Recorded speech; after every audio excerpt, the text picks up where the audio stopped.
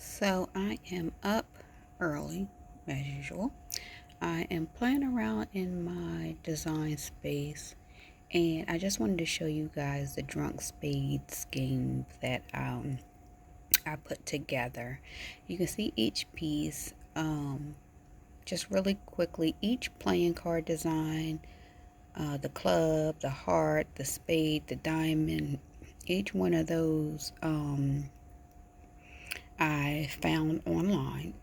Just saved it and uploaded it using my design space here. Just uploaded that, clicked upload, um, cleaned up my background and saved it. And then I put the words together myself. You can see my font over here, the font that I used.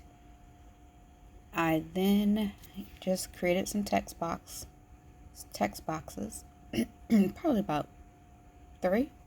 So I duplicated the Drunk Spades here, created a simple text box here for my rules, and then one text box here with a slightly different font, I believe, just to show the actual rules of the game. It really wasn't bad to create. I then created 2 squares, and I flattened them. And now, since I flattened them, it's a print and cut. And so what I had done originally was flatten just the white piece and left the red background red,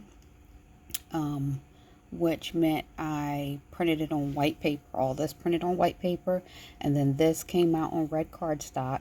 Excuse me. And then I took a piece of red cardstock and cut it so that the white sits on the red, and would kind of have this look. I realized I'm not loving the look. I want something a little smoother. You can really do a print and cut and print all of this on cardstock so it has that pretty clean finish. But what I think I'm going to try is a print and cut on photo paper. I actually have some photo paper here. I think it's going to give it a nice gloss finish, and so I want to give that a try. But I just want to show you guys the game I created. It's nothing new. It's all over the internet. Everybody's seen it. But something fun for friends and family, and just to have a good time.